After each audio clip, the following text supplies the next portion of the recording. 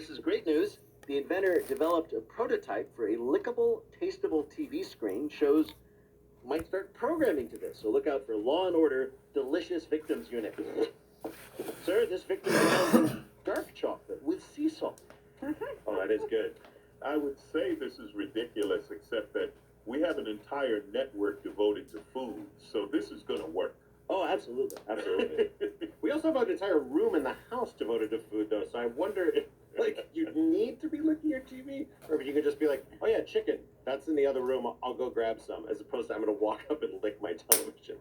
The thing that struck me about this story is apparently you weren't supposed to be licking your TV to this point, which makes me feel a little embarrassed. It also means that critics are going to have to really rethink the use of "this is in really bad taste" in terms of talking about almost everything they don't like. No, it isn't. It's not bad. Use a little salt. Roxanne, a British surgeon specializing in liver transplant, has just had his license revoked. Not because he was bad at his job, but because he did what? Does this have anything to do with his vaccination status? Not at all.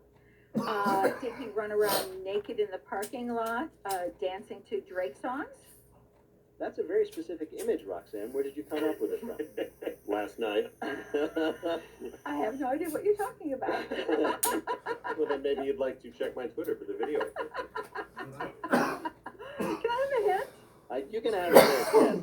It doesn't seem fair to punish him. Great artists always do this. John Hancock got famous just for doing this. He signed the bodies?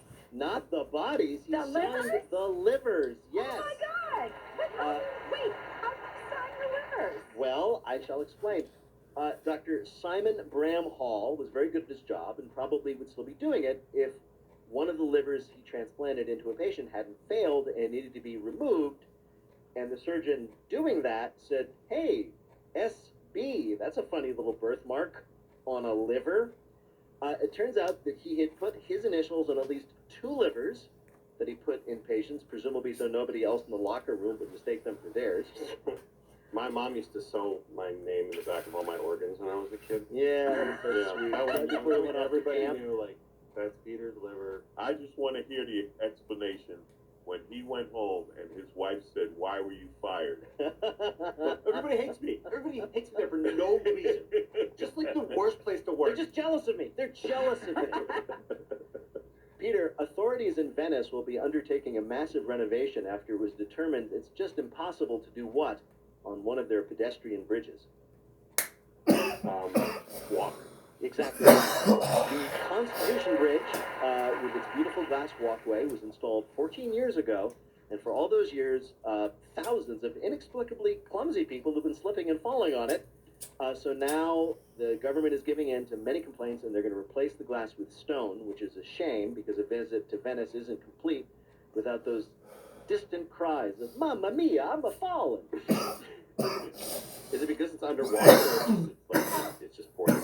No, see, it's one of only 3 bridges in Venice across the Grand Canal, the most famous one being the Rialto, and then they built these modern ones, and this one is quite beautiful to look at, and it had a sort of a glass surface, and they're going to replace that with stone. It's great news for pedestrians, but man, terrible news for perverts and the gondolas beneath it. Oh, yeah.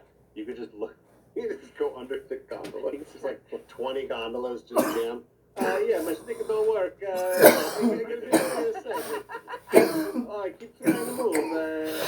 Even better is that this bridge was built to connect the train station, which ends just outside Venice, which is, of course, an island, with the islands of Venice itself. So a lot of the people who were coming over the bridge and slipping were pulling or carrying their luggage with them, which provided even more comedy. Was it built by Italy's Funniest Home Videos show to like Possibly. intentionally get people to slip and fall? No, it was built by the great architect Calatrava. I think the whole point is that he was a great architect and nobody was supposed to contradict him and say, hey, that's a really stupid idea. Was Berlusconi in power when this was going on? Because that also would be a big indicator that... Now, Berlusconi, of course, knowing him, he'd be in the gondola. Right. I'm going to move my my prime minister residence to right under the bridge. Things are looking up. I've been looking the landscape over, and it's covered with four-leaf clover. All things are looking up since love looked up at me. Coming up, it's Lightning Fill in the Blank, but first is the game where you have to listen for the rhyme. If you'd like to play on air, call or leave a message at 1-888-WAIT-WAIT. That's 1-888-924-8924. Or click the Contact Us link on our website, waitwait.npr.org.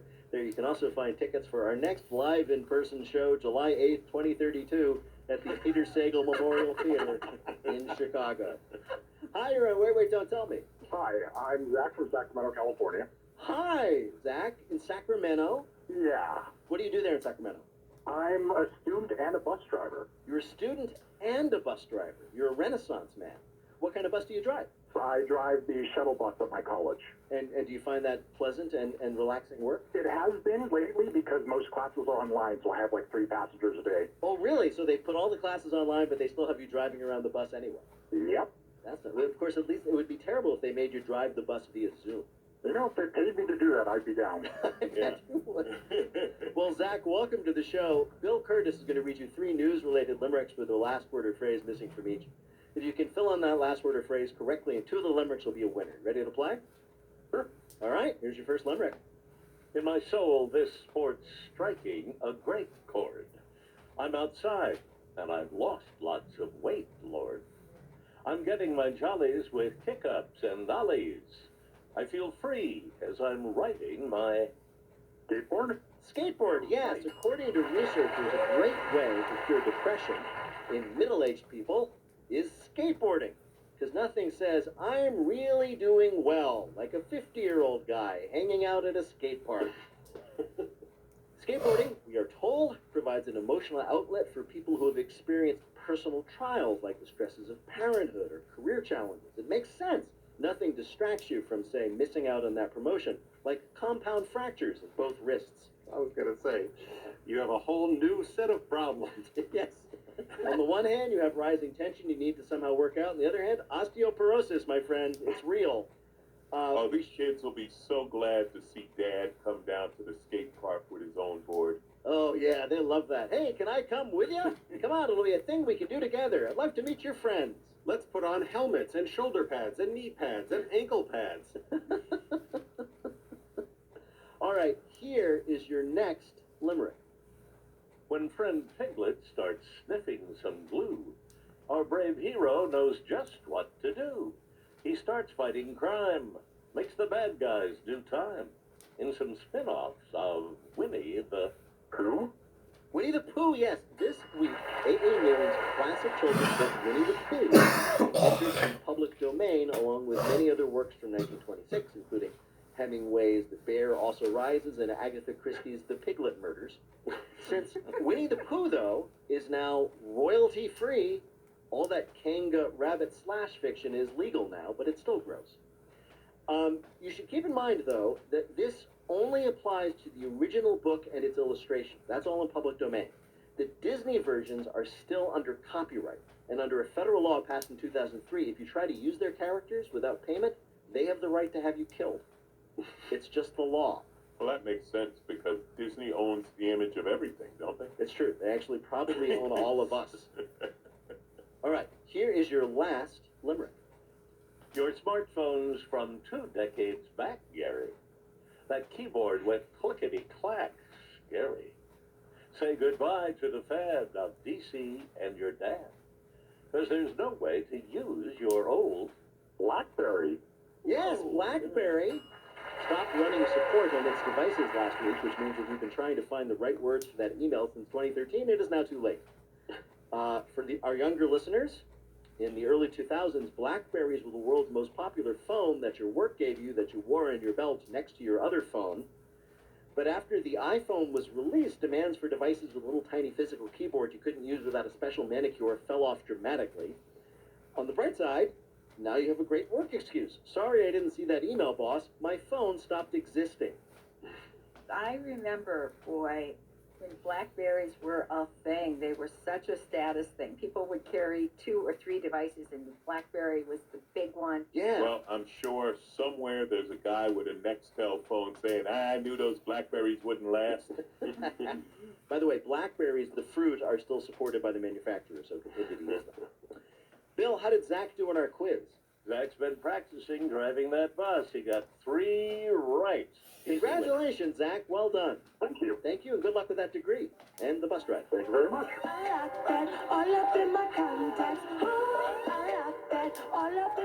Now on to our final game of Lightning Fill in the Blank. Each of our players will have 60 seconds in which to answer as many fill in the blank questions as they can. Each correct answer now worth 2 points. Bill, can you give us the score?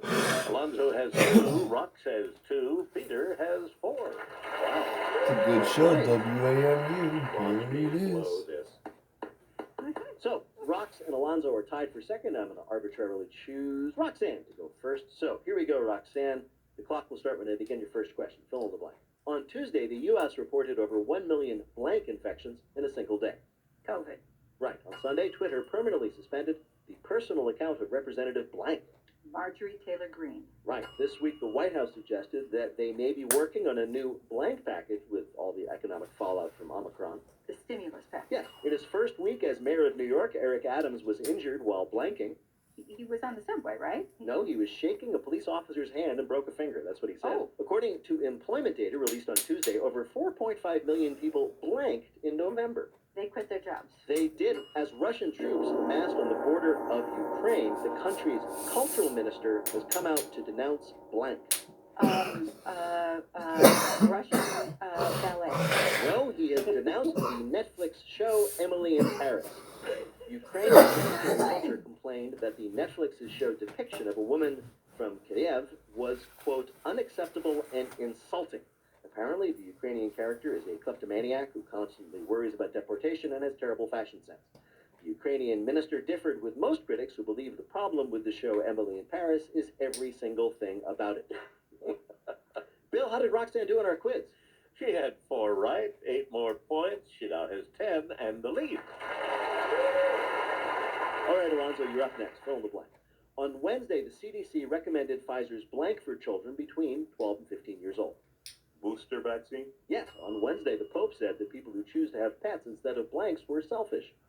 The Pope said people who have pets instead of kids. He's wrong, but that's what he said. He did say that. This week, a Tennessee state representative has apologized after he blanked at a high school basketball game. Oh, he attacked the ref or somebody. He Yes, started a fight. in fact, he did. He tried to pants the referee. On Wednesday, Mayo Clinic fired over 700 employees who refused to blank. Vaccinate? Right. Citing the Omicron variant, the Recording Academy announced they would delay the blank awards. Grammys. Right. This week, an Irishman enjoying a night of bar hopping in Bucharest went looking for a public bathroom and wound up blanking. Freezing to death? No, he wound up breaking into the parliamentary palace and getting arrested. By 4 a.m., the man had closed out all the bars in downtown Bucharest, so when he needed to find a bathroom, he did what anybody would do. He scaled the fence of the city's tallest building, broke a window, and crawled inside. Unfortunately, he found out all the bathroom doors needed a code, but that's okay. I bet this group of very angry-looking security guards running towards me with loaded machine guns know what the code is. That's great. Now our capital insurrectionists have another excuse. Exactly. Wow. Bill, how did Alonzo do in the quiz? He had 5 right for 10 more points, which means with 12, he's now in the lead. All right, so how many then does Peter Gross need to win? Peter needs 4 to tie, 5 to win. All right, this is for the game, Peter. Here we go. On Monday, Chuck Schumer warned that Democrats would vote on a change to the filibuster if the GOP continues to block a blank rights bill. Voting rights. Yes, on Tuesday, the district attorney of New York said they would not pursue a case against disgraced Governor Blank. Cuomo. Right. This week, the Fed argued for increased interest rates to help combat blank. Inflation. Right. According to a new poll, over 80% of Americans believe that the country's blank is in peril. Democracy. Yes, this week a family in Denver who donated their couch to a thrift store failed to notice that they also accidentally donated blank. A child. No, their cat. On Wednesday, Australia refused entry to unvaccinated tennis star blank. No vaccine. That's his name. This week, a family in the UK's breakfast was interrupted when their box of cereal also came with blank. A cat. No, a bag of crystal meth. The mom says she was pouring out bowls of cereal for her kids when the half-kilo bag of meth fell out onto the counter. This could mean one of two things. Either the box was being used to smuggle drugs into the country, or the prizes in cereal have gotten way better since I was a kid. Bill, did Peter do well enough to win? 5 right for 10 more points, which means with a total of 14, he is this week's champion. Congratulations! We're going to ask our panelists to predict what they will find left behind on I-95 after that big traffic jam is finally cleared away. But first, let me tell you that support for NPR comes from NPR stations and Klaviyo, working to help brands deliver personalized email and SMS campaigns that drive revenue and create genuine customer relationships at klaviyo.com/NPR. DuckDuckGo, a privacy company committed to making privacy online simple, used by tens of millions, they offer private search and tracker blocking with one download. DuckDuckGo, privacy simplified. And Noom, a personalized weight loss program designed to give people knowledge to set new goals and the tools to stick to them for good. Learn more at Noom, Noom.com. Wait, Don't Tell Me is a production of NPR and WBEZ Chicago in association with Urgent Haircut Productions, Doug Berman, Benevolent Overlord. Philip Goediger writes our limericks, our social media superstars, Emma Choi. BJ Liederman composed our theme. Our program is produced by Jennifer Mills, Miles Dornboss, Lily King, and Nancy Sachow. Special thanks to Vinnie Thomas. Our Twitch streamer is Peter Gwynn, a.k.a. Blizz, spelled with a 7. Please like and subscribe. Technical direction is from Lorna White. Our CFO is Colin Miller. Our production manager is Robert Newhouse. Our senior producer is Ian Chillock. The executive producer of Wait, Don't Tell Me is Michael Danforth. Now, panel, what will be the big find on I-95? Alonzo Bowden. Trump's indictment paperwork for the insurrection. Roxanne Robert. A small child in a snowdrift still whining, are we there yet? And Peter Gross. 500 discarded Dominion voting machines, 1,000 Jewish space lasers, and a fully alive JFK Jr. And if they find any of that panel, we're going to ask you about it on Wait, Don't Tell Me. Thank you, Bill Curtis. Thanks also to Alonzo Bowden, Roxanne Roberts, and Peter Gross. Thanks to all of you for listening as we start our 25th year. I'm Bert Sagal, and we'll see you next week. This is NPR. So glad you could join us for Wait, Don't Tell Me right here on WAMU. You're going to want to stick around. It's Been a Minute with Sam Sanders is coming up next. Support for WAMU comes from Inova, Northern Virginia's only health system offering proton therapy. Its proton center is pro-patient, with many treatment options, plus excellent oncologists and surgeons. More information at inova.org/pro-patient. Drexel University. Drexel's cooperative education program allows students to explore a future career, build a resume, and earn a salary before graduation. More at drexel.edu/ambition can't wait. This is WAMU Washington. Your listener-supported NPR news station from American University. In HD at 88.5 on your smart speaker and at WAMU.org. It's news. Hey y'all, you're listening to It's Been a Minute from NPR. This week on the show, it's been a year since the January 6th insurrection at the Capitol. And still, no national consensus on what actually went down that day. A year later, we can't even agree on what to call it. Is it an insurrection? Is it a siege? Is it a storming of the Capitol? Is it, as some, Trump supporters have said, a tour? And I've talked with people who were there that day who have themselves started to believe conspiracy theories about things that they saw with their own eyes. And later, we totally switch gears and talk about a Bachelor contestant who said in the show's premiere this week that she hates this season's Bachelor. I hate him. I don't know. Oh my God. My favorite part was after they had their little disastrous, meeting. She just kind of shrugs and reaches for a chicken wing and takes a big bite. Nice. More after these headlines. Live from NPR News, I'm Barbara Klein. The number of new COVID infections in the U.S. is exploding. More than 900,000 confirmed just yesterday by Johns Hopkins University. President Biden says the U.S. will be able to control the pandemic, and even if coronavirus is here to stay, he says we have more tools to contain it. In the meantime, NPR's Asma Khalid says Biden is focusing on testing. There is now a big push from the White House on testing. This week, we're going to see some more details on the administration's testing plans. On Friday, the government signed the first contract to buy those mass quantities of the free at-home test kits that we've been talking a lot about. And the president has said that testing will help keep COVID under control and do things like keep schools open. Health officials say home rapid tests for COVID-19 can be quick, but they're warning a negative result does not guarantee you're not carrying the virus. NPR's Ping Wang has that story. The swab-at-home tests pick up antigens, which are proteins that coat the virus. They work best when there's a lot of virus on the swab, so they might not catch the earliest stages of infection. Dr. Bruce Tromberg from the National Institutes of Health says home COVID tests can be useful, but a negative result is not a free pass. I think you have to consider context. Have I been in a setting where I might have had an exposure to somebody with Omicron? Do I have symptoms? Tromberg recommends that if you're visiting someone who might be vulnerable, minimize social interactions the week before and take a rapid test at least 1 or 2 days before the visit and also on the day of.